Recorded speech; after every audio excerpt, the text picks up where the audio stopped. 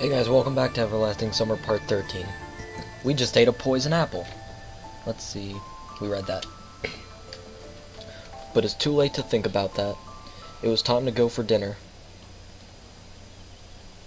Along the way I ran into Electronic. How's it going? You find Shurik? No, still no sign of him. Don't worry, we'll find him. I tried to cheer him up. Too much time has passed. I'll just keep on searching. What about dinner? No, finding Shurik is more important, he muttered thoughtfully. I left him at the crossroads and wished him good luck. Pioneers crowded in the doorway. I quickened my pace, trying not to be the last one in that line, at least for today. And I was lucky. In the far corner was an absolutely empty table. I took my dinner quickly and sat at the table. Tonight's dinner consisted of a fruit cup and a pair of buns. This had surprised me at first, but the taste was actually nice. I concentrated on eating. Lena, let's go here. Look, 3 free chairs. Lena and Miku stood in front of me. Are these taken? Wondered Lena. No, take a seat. Of course, I wish you were alone. Thank you.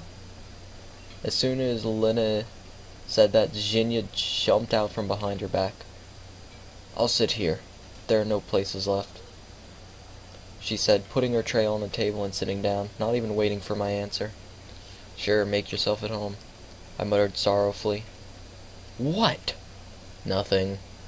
To tell the truth, I wanted to reduce the whole company to just Lena, though neither Miku nor Genda was causing much trouble. Except one was too talkative and the other was too arrogant. But nevertheless, they were absolutely harmless, especially comparing to the others that I can name. Oh, seems like I forgot my key. Don't worry, take mine. I was surprised by Miku's short reply. Do you live together? Of course, didn't you know? Together, our cabin is the rearmost. The farthest from here. The last one. I wouldn't have been surprised if somebody told me that Lena lived with Slavia, or with Genda at worst. Even Electronic. But silent and shy Lena and excessively talkative Miku as a pair? That's really a surprise. Did you find Shurik? It's strange that Genda is disturbed by someone's problems. No. Surely he is at the village buying cigarettes. Or vodka. She snorted. You know, I'm pretty sure he'd have to be older to buy either of those. Village? At the moment, the conversation got much more interesting. Got a problem with the villages? Genda looked amazed. You mean there's a village nearby? I think so, she said uncertainly. I looked at Lena and Miku, but they were busy with their meals and did not pay any attention to our conversation. You mean you don't know exactly? Why should I care? Genda stared at her dish. But there must be something nearby. Listen. Listening. I don't know. Will you let me eat? Seems like I won't get anything from her. Though there is a chance that she really doesn't know. The remaining time was spent listening to Miku talking about some nonsense. I was just going slowly mad in silence. Obviously, the first thing I did after getting out of there was inhale a breath of fresh air. The sun was setting. I decided to take a walk. It's highly unlikely that I will find anything more exciting to do for the rest of the evening. That way something interesting could arise quite unexpectedly. I was approaching the square when I heard a loud bang. It seemed like something had exploded. We're under attack! It's the Mongolians!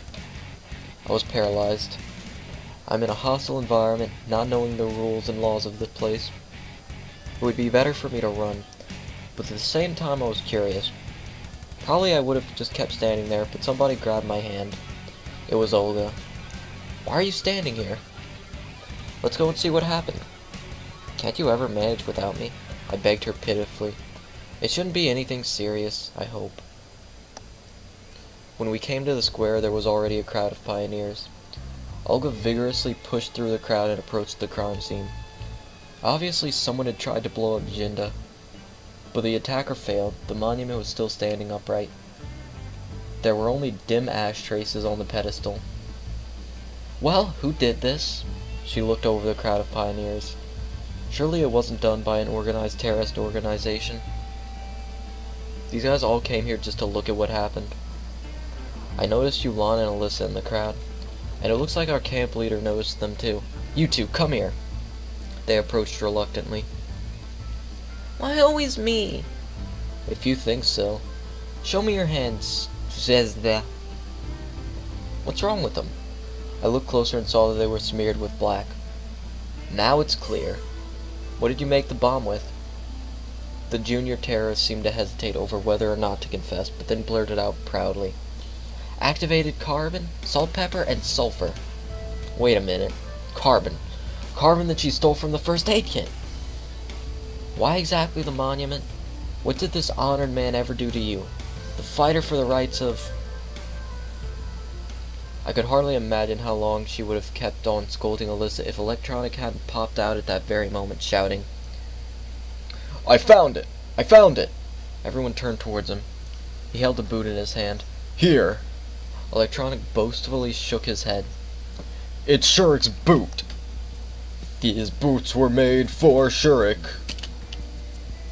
Okay, calm down. Tell us in detail where you found it. In the forest. On the way to the old camp. Whispers ran among the pioneers. Old camp. The old camp. Are you sure? Absolutely. What's so special about this old camp? I joined in the conversation. It's nothing special, really, she stammered. One of Sovyonok's legends tells the story of a young camp leader's ghost living there. She fell in love with a pioneer, but he rejected her, and so she killed herself. She committed harakiri with a kitchen knife. Next day, that boy was hit by a bus. Yulana ran out of the crowd. Bus? I refrained from asking about the route number. But science doesn't acknowledge the existence of ghosts, so we have nothing to be afraid of. Anyway, somebody should go there. Suddenly the crowd started to thin out. Olga, it's almost night. Maybe tomorrow? I turned around and saw Slavia and Lena. What if at night something happens to him? No, today, right now. By the way, where is this place? Electronica roughly described to me the directions and told me the story of the old camp. The camp leader looked at me attentively. If you think that You're the only man here. I looked around the area, of course. Electronic was quick to flee. I still didn't want to walk in the woods alone. If you asked me, I would... Oh, well, we could go with whoever we want, really.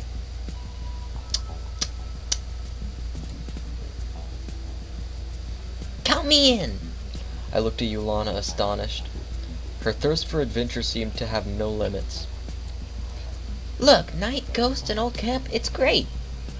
On the other hand, such company always promises trouble, but on the other hand, it feels safer going together. Perfect. Because Olga and Electronic couldn't have gone. No. Why the camp leader and the guy who's causing a fuss over it? God damn it. Having said our goodbyes to the other girls and Olga, we were left alone. Do you consider this just an entertaining walk? Well, yes. What's the matter? Yulana giggled. Never mind, really, I sighed. Oh, hold on. I'm gonna fetch a flashlight. Okay. I was just about to suggest that myself. Seemed I would not only have to visit an abandoned camp at night, but also look after a fidgety child.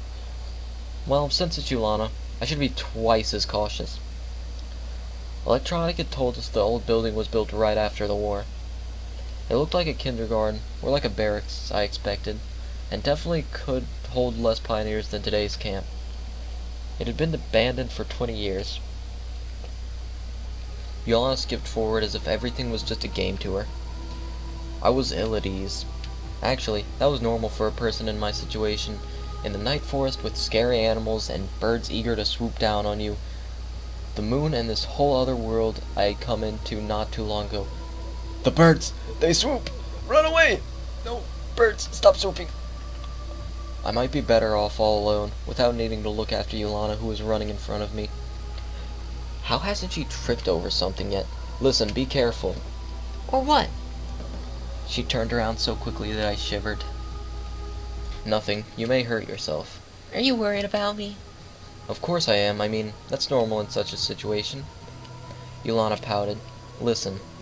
I decided to continue our conversation. It's more relaxing and less scary this way. But what is about that old camp? You were saying back there at the square. Yeah, it's really a scary place. They say that all the pioneers died there and became ghosts which guard their last earthly refuge. What did they die from? It was kind of hard to believe her scary tales. How should I know? I wasn't even born back then.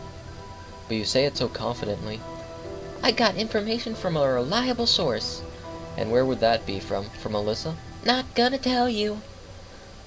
So what happened next? They died and became ghosts? That's all. What do you mean by that's all? And now the souls of the dead pioneers roam around the camp and take everyone who dares to enter the world of the dead. Wow. Okay, move along. Time passed. We went deeper into the woods of where the trees enclosed everything. Suddenly I realized that the forest had gone completely silent, as if the night birds had hidden in waiting for something, and the insects had dug into the ground. Even the wind had died away. I imagined that the streams of moonlight breaking through the thick foliage were ringing like plucked strings. At last, the trees parted and we walked out in a large glade. In the middle of it was an old building resembling a kindergarten. It was shrouded in a thick fog. It looked like we'd come out of into a cemetery, and the old camp building at its center was a crypt. According to Yulana, there were pioneer souls roaming here. Truly, it was like a mass grave. I shivered and clenched the flashlight tighter. A dreadful place, to tell you the truth. Oh, come on. She patted me on the back cheerfully, which only made me more scared. Man up, Semyon. Grow a backbone. Like papyrus. I was about to move forward when the moon showed among clouds, illuminating the glade, the old camp building and us. Under the light, everything seemed not so old.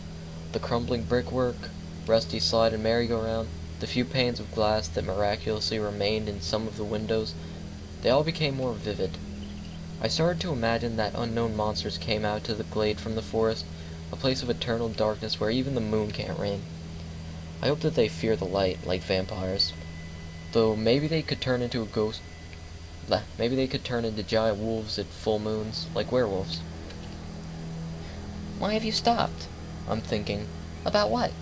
why would Shirk want to come to this place? How should I know? We'll ask him when we find him. Yes, obviously.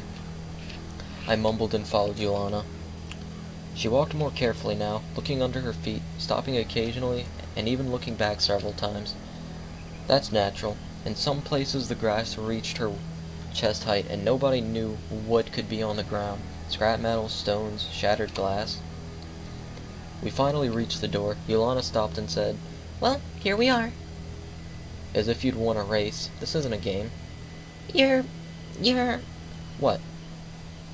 boring. I made a displeased face and stepped confidently into the darkness. It was dangerous to let Yulana go first. Dangerous for her, dangerous for me, and maybe even dangerous for all of humanity. The inside of the old camp building made an even more depressing impression. I even felt sad for it for a moment. Or probably for the people who lived here back then. It had surely been a place full of joy for children in the past. Pioneers ran around, played games I'd forgotten. A strict leader like Olga maintained order. One session ended, a new one started. And now it's just standing here, crumbling, rotting, forgotten. Look. Yulana gave me an old ruined doll, falling apart from the damp. One more piece of the past. So what? Nothing. She moved out of light, but I noticed sorrow on her face. As sad as a cemetery. Scary. I haven't seen anything scary yet. It was indeed more relaxing in here than outside. It really was like a cemetery. You could look for a specific grave while walking among the countless tombstones, feeling discomfort inside, but then you find it and your soul calms, as you lie next to it. I shuddered and let the flashlight play around the room. There was no sign of Shurek. However, what did I expect to find here? His corpse? Looks like he isn't here. What about the second floor? Shurek! I called loudly, but only my echo answered me. Sure, come out. See? We should check anyway. Okay.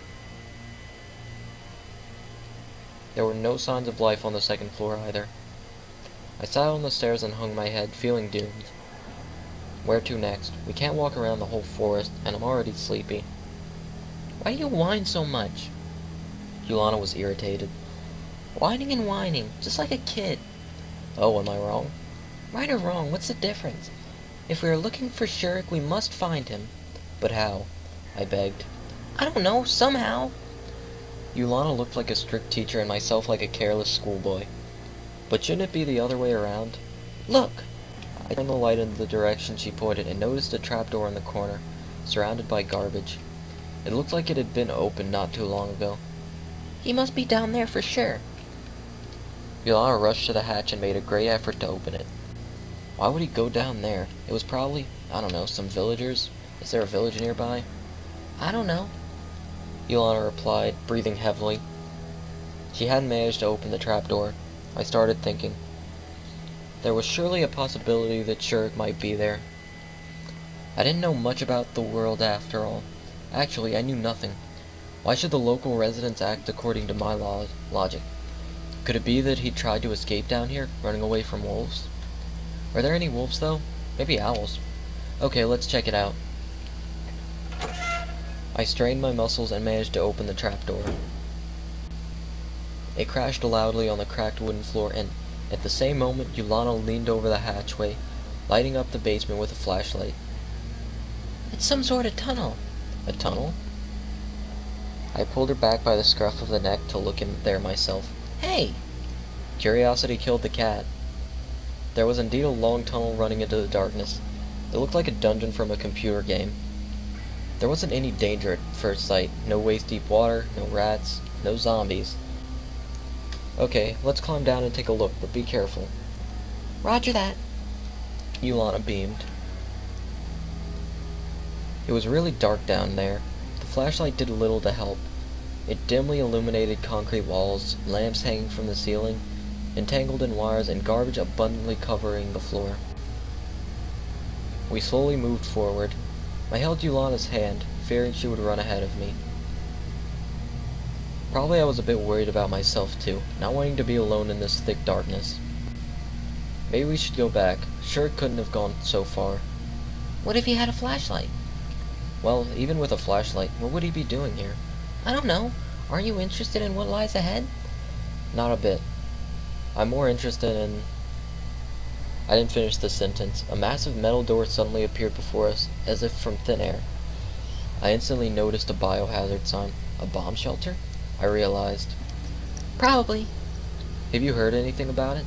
I don't know. Does it matter? Does it? What if there's radiation? What radiation? Where from? Yeah, you're right. I took hold of the door's wheel and tried to move it. It yielded to my surprise and groaned like a dying dinosaur. The door opened at last, and Yulana ran in there as soon as I did. Hey! Behind the door was probably the main shelter room. There was several beds next to me, some devices near the farthest wall, lockers, fluorescent lamps on the ceiling brightly illuminated the room. Where does the electricity come from? Are the backup generators still working? I turned off the flashlight to save the battery. Yulana started to rummage in the lockers at once, taking out gas masks, packages, and various tools. Don't you have anything better to do? No. She looked at me with displeasure. I sat on the neatly made bed and looked around one more time. Right across the room from me was a door, the same as the one we entered. Could Shurk have gone through there, if he was here at all, and why? Why the long face? Just tired. I honestly confessed. Then rest for a while. Yulana jumped at me and pushed me in the chest. I reeled back in surprise and hit my head against the wall. What are you doing? I grabbed her arms and pulled her towards me. She lost her balance and fell next to me. Ouch! You started this. Yulana stuck out her tongue and sat up. Well, what's next? There, the other door. Oh, sure. Shurk predicted a nuclear war and decided to hide beforehand, did he? Maybe he did. Maybe. The shelter is too close to the surface. It could protect against the radiation, but if the bombs fell close enough... You're so serious about these matters. She smirked. I really don't know, I really didn't know when to be serious with her or when to joke. It seemed like the age difference between us really matters here. How big is it? 10 years more? Let's see. Semyon was 20-something, right? So, but I'd assume Yolana's like 14. That's how she looks and acts to me, at least. I sighed and stood up from the bed. Okay, let's try. But that door was less compliant than the first one. I'm gonna end the part here. Thank you guys for watching, and I'll see you later. Peace.